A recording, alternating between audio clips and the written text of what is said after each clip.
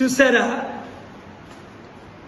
2 రోజుల క్రిందట ఆంధ్రప్రదేశ్ హైకోర్టులో విశాఖపట్నం స్టీల్ ప్లాంట్ అమ్మకుంట నేనే స్వయంగా వాదనలు వినిపించి 10 సార్లు వాదనలు వినిపించాను. మెన్షనింగ్లో ఆర్గ్యుమెంట్స్.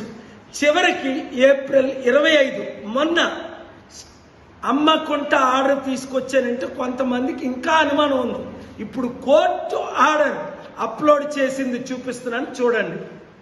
25 ఏప్రిల్ 2024 ఎవరిది పిల్లు? 51/20/24. అది ఎందుకు ఇచ్చారో అని ఆశ్చర్యపోతున్నారా? జేడి లక్ష్మీనారాయణ గారికి కూడా 3-4 సంవత్సరాలు ఫైల్ చేశారు. 3-4 సార్లు లిస్టు కూడా అయింది. ఎందుకు ఆర్డర్ తేలేకపోయారు? నేను దానికి సొల్యూషన్ ఇచ్చాను.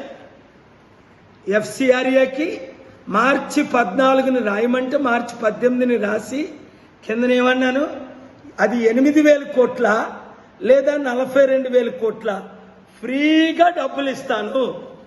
అయితే ఒకే కండిషన్, స్టీల్ ప్లాంట్ అమ్మకూడదు.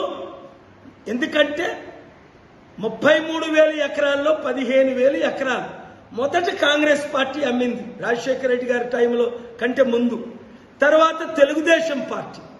ఈ మధ్యన 2021లో గంగవరం పోర్ట్ జగన్మోహన్ రెడ్డి గారు అదానికి 60,000 కోట్లది 620 కోట్లకి. ఇప్పుడు బీజేపీ మొత్తం అమ్మేస్తుంది. మిగిలింది 19,200 ఎకరాలే. ఇంకా ఈ 3 నెలల్లో అమ్మిన పేపర్లు అన్నీ చూపించారు. ఎందుకు అమ్మడం? అమ్మొద్దు, అమ్మకాన్ని ఆపండి. అయితే స్టేట్ గవర్నమెంట్కి ఇవ్వకూడదు. 2 కండిషన్లు మెయిన్. అయితే సెంట్రల్ గవర్నమెంట్ నడపాలి నా డొనేషన్తో, లేదా నిర్వాసితులు బాగానండి, ఎంప్లాయీస్ 30-40 వేల కుటుంబాలు ఉన్నాయి ఎవరైనా, వాళ్ళకి మీరు ఓనర్షిప్ ఇవ్వండి, నేను దానం చేస్తాను. అప్పుడు భూములు ఎలా వాళ్ళు దానం చేస్తారో నేను డబ్బులు దానం చేస్తాను. 8,000 కోట్ల నుంచి 42,000 కోట్లు. దాన్ని ఒప్పుకున్నారు, ఆర్డర్ వచ్చింది. ఇప్పుడు మీరు కొండ గుర్తుకే ఓటేసి గాజువాక ఎమ్మెల్యేగా విశాఖపట్నం ఎంపీగా గెలిపించకపోతే జూన్ 19ని స్టీల్ ప్లాంట్ ఉండదు.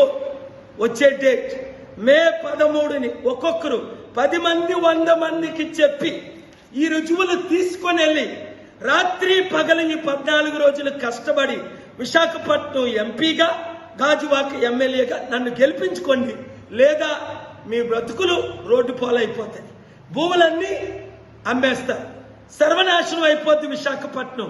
10 లక్షల ఉద్యోగాలు స్టీల్ ప్లాంట్ లో 1000 కంపెనీలు తీసుకొచ్చి కడతానన్నాను గనుక నా మాట నేను నిలబట్టుకున్నా. ఎవడు చేయలేని పని నేను సాధించాను. ఇప్పుడు ఓట్లు వేయించే బాధ్యత మీది. వీడియో అందరికీ షేర్ చేయండి.